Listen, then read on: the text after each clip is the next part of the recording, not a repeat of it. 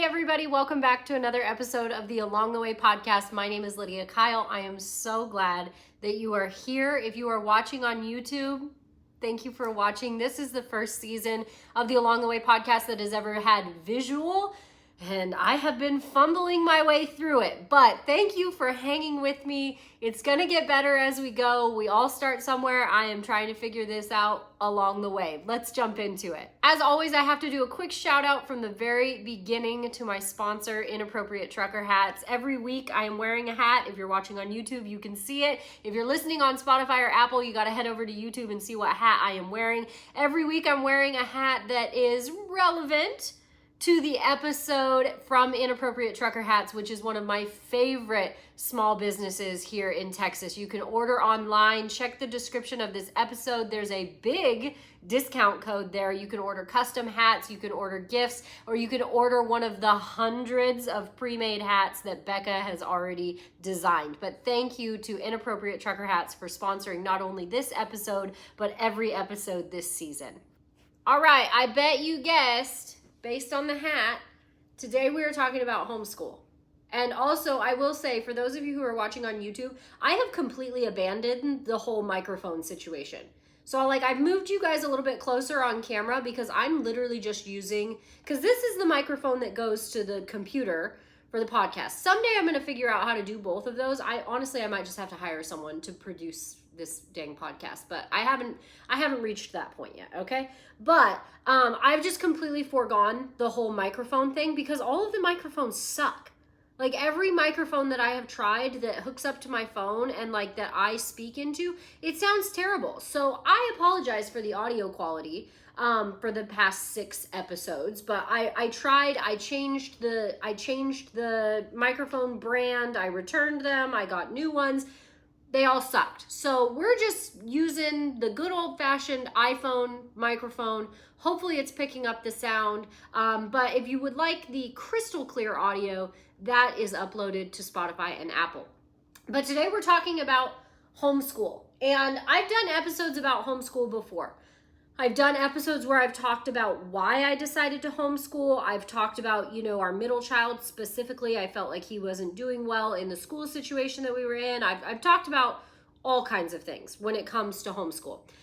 I recently have been feeling that one of the biggest downfalls of homeschool is that a lot of parents who are choosing homeschool are not organized. And I don't say that in the sense of I was super organized from the beginning and I had it all figured out, because I really didn't. I was really winging it. By all means, I was winging it in the beginning. You need a little bit more context on why I decided to homeschool. There is an episode I think it's in season 2 about that, and I'm fairly certain that it's titled Why I Decided to Homeschool. Because I never wanted to homeschool. I never wanted to homeschool. I had a really good public school experience. My husband had a good public school experience. My husband was in larger schools. I was in smaller schools. Both of us turned out perfectly fine. Both of us, between the two of us, we have 5 college degrees. We did fine in public school. I was beginning to realize that my school experience was no longer the experience that my children were going to be given. And I'll tell you right now, kids are different these days. I feel like I'm raising old-fashioned kids, and I'm very proud of my children in an appropriate way. Don't worry, they still disappoint me, but I'm very proud of my kids. I have good kids. I have well-behaved kids. I have kids that act appropriately in public. I have kids who are not attached to their technology. I'm very proud of my kids, but I will tell you that kids are different these days. Kids are more entitled these days.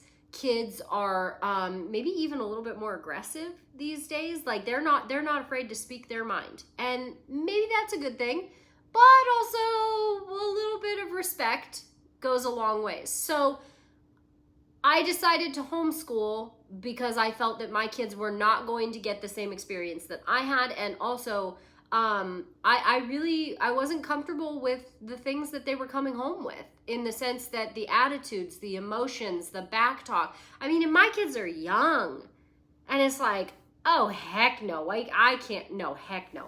And just a simple fact that, you know, these poor teachers, even in private school situations, they're inundated with children who are so far behind that they're having to teach to the lowest level, and kids who are even just in the middle ground are kind of being left behind. And we can blame No Child Left Behind for that. Thank you, George W. Bush. But that's another story for another time. Those of you who were part of the No Child Left Behind generation probably remember exactly what that did to our school systems. But one of the downfalls of homeschooling currently that I am seeing and that I experienced myself was a lack of organization. So when I first started, like I said, I was just winging it. I really was just winging it. So my kids were little. I had one in kindergarten, one in pre-K4, and one pre-K3. The pre-K3, listen, if he wanted to participate, he got a coloring page and he got to listen to what the other two were learning, right? Like when they're little like that, we don't need a school setting, all right? So the pre-K4, we were trying to learn the basics. We were trying to learn the alphabet. We were trying to learn our numbers, and he was struggling.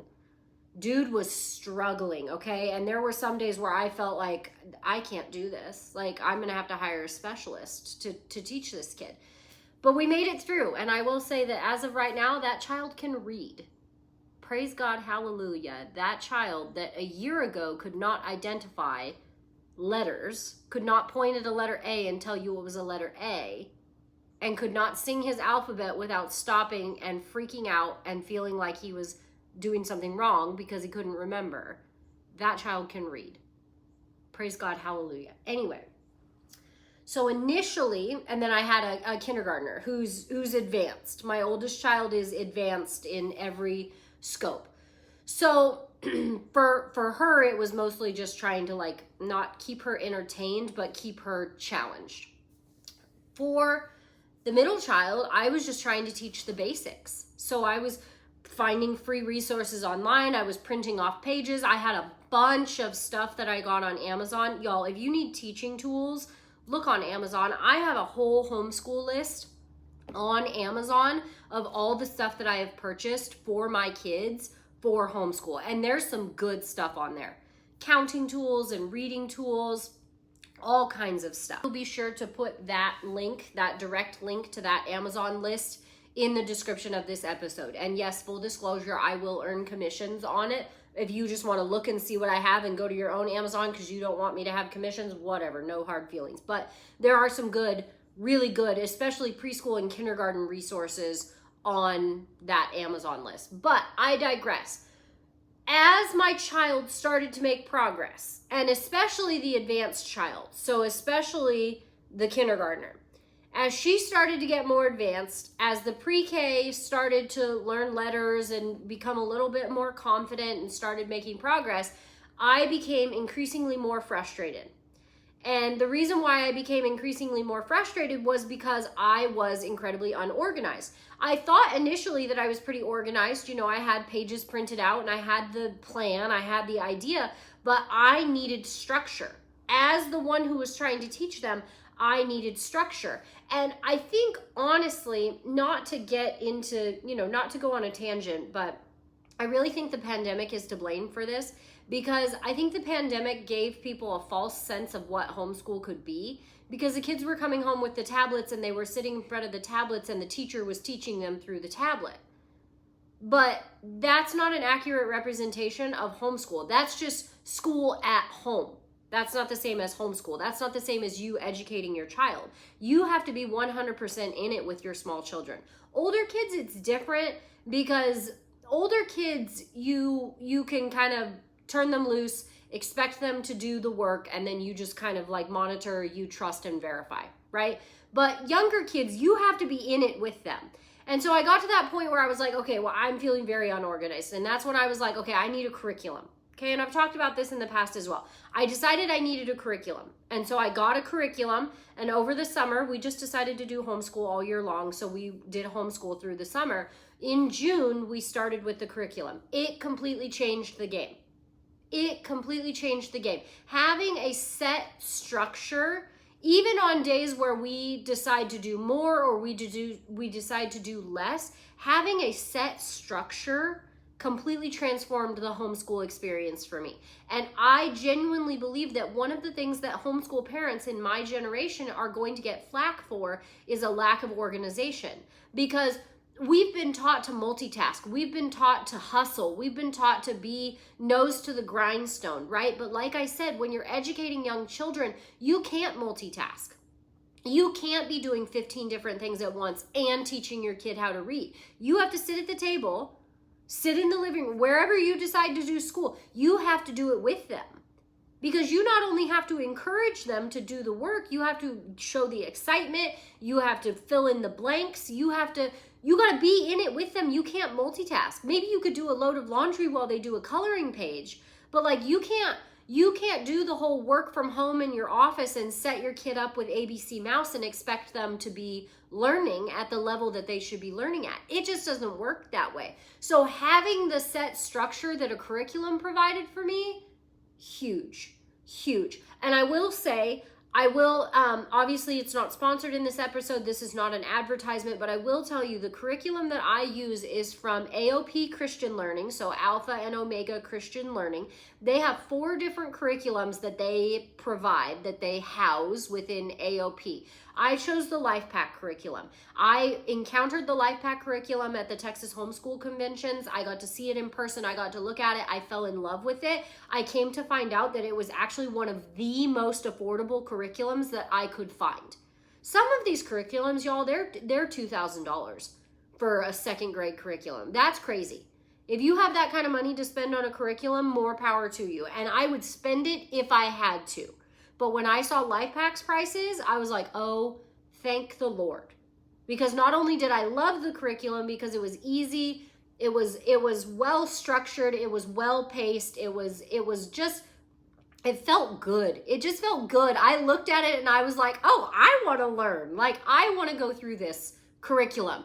Not only that, it was a fraction of the cost of the other ones. So I do have a discount code for that. They do have free sample pages, so there will be a link for this in the description of the episode for AOP Christian Learning. Like I said, there are 4 different curriculums that they offer. One of them is an online curriculum. The Life Pack curriculum does not have preschool, but they have kindergarten through 12. There is a preschool curriculum through Horizons, which is also part of AOP. And there is a discount code, and they do have free sample pages. So if you're just dabbling and you want to check it out, or maybe you want to change curriculums, there's free sample pages that you can print off and familiarize yourself with. The reason why the organization, getting back to the topic here, the reason why the organization is important, and this is, you know, the title of the episodes is like, how do you get through the hard days of homeschooling, right? Because they're not all roses. I will tell you that since I got organized, the hard days are less and less. Truly, they're not all easy. They're not all roses, okay? Don't think I'm saying that. Homeschooling is hard. Teaching your own children full time is difficult. There are days when I think to myself, you know, I could get so much more done professionally in my life if I sent my kids to school full time. Like, if I just sent my kids to public school, I could conquer the world. Like, I have these thoughts with myself. I'm being incredibly transparent with you. There are days where, you know, homeschool takes us 4 hours when it usually takes an hour and a half. And I think to myself, if I just send my kids to public school, I could get so much done. My platforms would be exploding. Our income would double. I could be creating content nonstop. I could be, you know, going to my Pilates class more often. I could be doing all the things if I just sent my kids to public school full time. And then I see the progress that they're making. And then I remember the good days of homeschooling. And then I remember the fact that my middle child couldn't identify the letter C and now he can read. And I realized very quickly that none of that other stuff really matters. And maybe that's too faithful of me, but the Lord will fill in the rest. The Lord will fill the gaps. But like, I'm doing exactly what I'm supposed to be doing. But the hard days were more often when I was less organized. And the organization it helped with the curriculum. The curriculum helped tremendously. I sit down once a week and I make a plan for the week. And I distinguish just pages, like we're going to do, the second grade curriculum. Okay, we're going to do, for ELA, we're going to do this page to this page. And for math, we're going to do this page to this page. And in history, we have a test and all of those things. And so I sit down on Sundays usually and I make that plan for the week so that every day when we sit down, I can open the planner and we have a direction that we're going. Sometimes it takes longer and it's more difficult. There are some days where they don't want to do school, just like any normal child. But you know what? Instead of sending my kid into a situation where they're going to be sent to the principal's office, where they're going to be reprimanded, where they're going to be overstimulated, where they're going to be emotional, instead, we're just at our kitchen table. Go get a drink of water, go grab a snack, and come back and we'll try again. That's so much better, in my opinion. So much better, in my opinion. But the harder days are few and far between because we have a plan. Because I can sit down with them and say, this is how much we're doing today. These are the subjects we're doing today. You're so close to being done. You've only got 2 more pages or whatever. It gave me a lot of clarity and it gave me a lot of confidence because I was able to say, I have a plan. Because I'm the leader.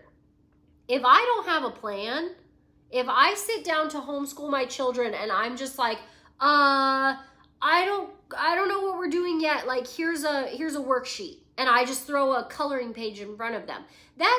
Honestly, kids are not stupid. That doesn't give a really big vote of confidence, if you know what I'm saying. If mama sits down and mama says, okay, grab your history book. You're going to do these pages. I'm going to read this section to you. We're going to answer the questions, and then we're going to move on to our next subject. That gives a lot more confidence to that child. So organization and having a plan and being 100% present will remedy a lot of the hard days in homeschool. And it really can be that simple. Like, if you're a homeschool parent and you feel like you're drowning, I would ask yourself, are you organized? And are you willing to get organized? And if you're a new homeschool parent and you feel like you're drowning, I would ask yourself, am I 100% setting aside the time that is necessary to do this? Because homeschooling does require, and this is something that I don't think is talked about enough, really, truly. Like, if I could get up on stage at a homeschool convention, which granted I am not qualified to do that, but if I could get up on stage at a homeschool convention, the thing that I would tell parents, the thing that I would want to talk about is the level of self-sacrifice that is required to homeschool your small children. Again, like I said, older kids are different. When they're older and they're responsible and you can tell them, like, listen, you got 5 subjects and you got all day to do it. You do whatever you want. There's consequences if you don't get it done, and you'll be responsible for those consequences. But you got 5 subjects, you know what to do, go do it. That gives you a lot of you get a lot of leash when it comes to homeschooling older children. I can imagine. Granted, I'm not speaking from experience on that, but like, I remember what it was like for me when I was a high schooler, and granted I was in public school and like I had homeschool, but like I was very responsible and I was taught to be very responsible, and so I got my stuff done. The few times that I didn't get my stuff done, there was a consequence and I faced it. So when you have older kids, it's a little bit different, I would assume. Granted, if I'm wrong, tell me in the comments. Yeah, I want to know if I'm wrong. So whether you're listening on the audio or you're on YouTube, if I'm wrong about homeschooling older children, tell me in the comments. Say, hey, no, homeschooling older kids is the same as homeschooling younger kids. Whatever. Tell me in the comments. But I lost my train of thought. Oh, it came back. Okay, so this level of self-sacrifice that is required from a homeschool parent, especially when you're homeschooling young children, is that you have to put everything else on hold during that time. Now, how you choose to structure your homeschool life, that's up to you. That's up to you. We do homeschool in the morning. We don't rush to it. We wake up at our leisurely pace. We get breakfast. We get dressed. We brush our hair. We brush our teeth. I get ready for the day. We do not turn on the television. The television is your enemy, okay? When it comes to small children, the television and the tablets are your enemy, okay?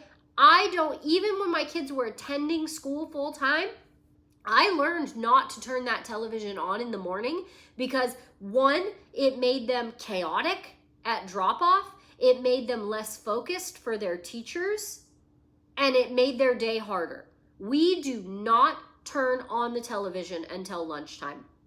That's maybe on occasion when they're done with homeschool, we will watch an episode of Reading Rainbow if Reading Rainbow is relevant to what we were learning about, or we're having a sick day, okay? Because again, you adjust as necessary. That's the beauty of homeschool. You adjust as necessary, and I'll talk about that in a minute. But the tablets and the television, those are your enemy.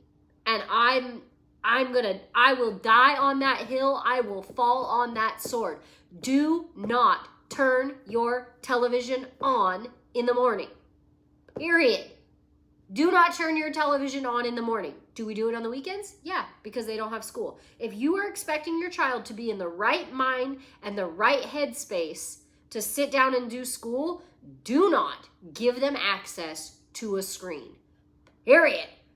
Anyway, so we wake up at our leisurely pace. The kids do whatever the kids do, Legos, fight with each other, you know, that stuff. Jump on the trampoline. I get ready for the day. It is important for me to get ready for the day before we sit down to do homeschool. You do what you want to do, but I can't do homeschool in a robe. Okay? I can't do homeschool half awake. I need to get up, make myself presentable, brush my teeth, brush my hair, get some clothes on, even if they're comfy clothes, okay? Get everybody breakfast, get everybody fed, and then make an announcement to them that says, in 5 minutes, we're going to the table to sit down.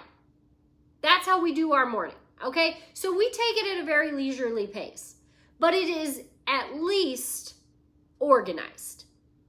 So you organize your day however you want to organize it. I know plenty of people who do homeschool in the afternoon. They do their errands in the morning. They go play at the park in the morning. They go to the museum in the morning. Do whatever they want to do. Then they do homeschool in the afternoon. I know people who work a full-time job.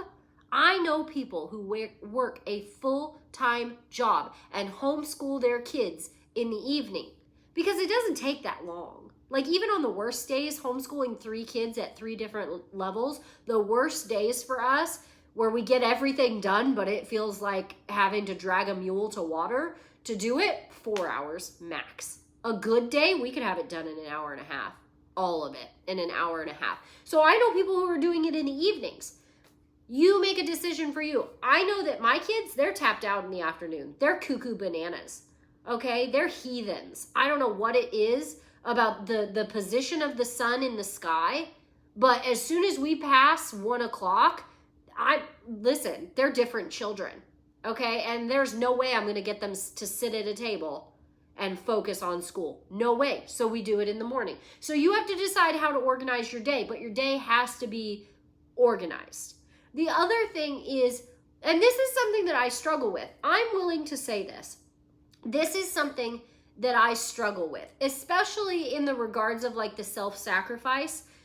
You have to be willing to recognize days where your kid's just not in it, whether they're sick or whether they're not there with you. Like you have to be willing to adjust as necessary. Listen, there are days where our family has just felt like crud because of allergies, and we watched Magic School Bus and we talked about it, and we read Chronicles of Narnia and we talked about it, or we read Hank the Cowdog. Okay, you can adjust as necessary. That's the beauty of homeschool. However, you can't do that every day. And that's where I think homeschool parents of my generation are going to get themselves in trouble, is because we're not willing to make that level of self-sacrifice, even if it's just a few hours. Because again, we've been preconditioned to hustle. We've been preconditioned to do 14 different things at one time. We've been preconditioned to always be going. But if you're going to homeschool your small children, whether you have one of them or 5 of them, you have to be present with them. And so I will give myself a pat on the back. I'm going to give myself some flowers. I'm going to give myself a pat on the back. And I'm going to say that one thing that I have been very good at, and I have been very intentional with from the beginning of homeschool, is I don't bring my phone to the table. I do occasionally now because I record content. Like I just take little snaps of them. Not snaps like Snapchats, but just like little, videos of them, because I create content for homeschool companies. But then I put the phone back in the kitchen.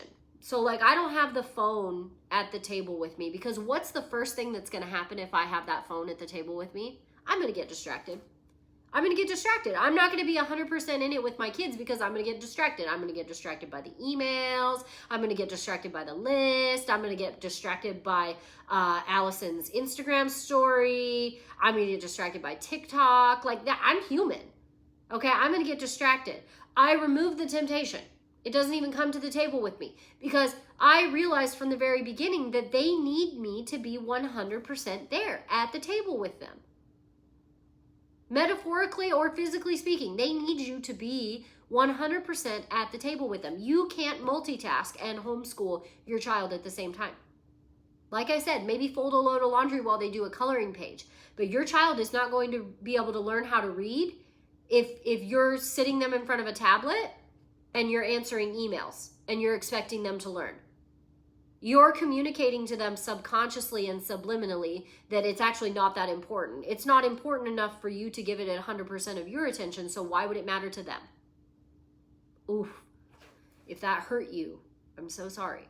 But I'm going to hold your hand when I say this. There is a lot of self-sacrifice when it comes to homeschooling your children. And self-sacrifice is something that we have not been conditioned in our current state of society. Some of us who were raised in agriculture, some of us who were raised, more conservatively, maybe you were raised to be self-sacrificing, maybe to a fault. Okay, but our society does not encourage self-sacrifice. And if you're going to homeschool your children, you need to get real comfortable with self-sacrifice. You need to get real comfortable with removing yourself from the rest of the world for the few hours that it takes. And you need to get organized and get a plan, because your kids deserve that. If you are going to homeschool your kids, you don't have to be perfect. You don't have to be the most educated, but you at least need to be willing to give them the best that you've got. And the best that you've got is an organized and present homeschooling parent. That will make the hard days few and far between. You're still going to have them. You're still going to have days where the kids fight with you. You're still going to have days where the kids have attitudes. You're still going to have days where you're like, what do you mean you don't know your ABCs? Like, what? You're going to have those days, okay? You're going to have days where they wake up and they've suddenly forgotten everything that they learned in the last week. That's normal. That's actually incredibly normal. You're just hyper aware of it now because you're the one who's spending the time with your child and understanding that. Their teacher at school was well aware of it.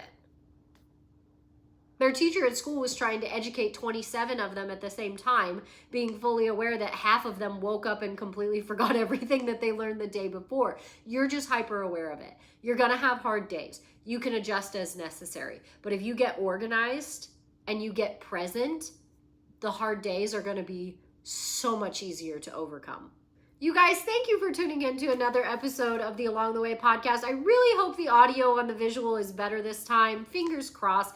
Thank you for hanging in there with me. If you haven't already, please hit the like and the subscribe. Whether you're on Spotify or Apple, hit the follow button. If you're on YouTube, hit the subscribe button. Leave a comment. Let me know. You can share this episode on social media or reach out to me via DMs. I love to know what you guys are thinking about the episodes. You can find my handles to get in touch with me in the description of this episode. And also, I've said this several times and I'm going to keep saying it. I recently learned that one of the things that is most helpful for a podcast to grow and make its way into the charts is if you download it.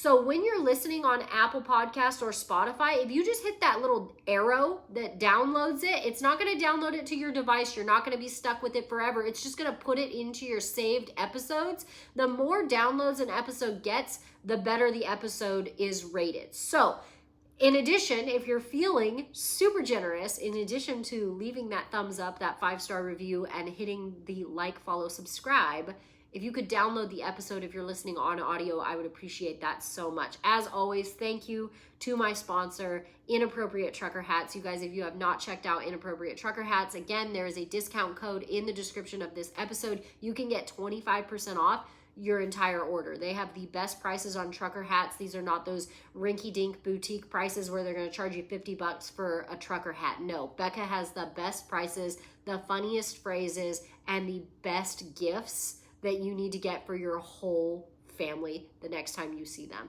Have an amazing rest of your day, you guys, and I will see you back next week.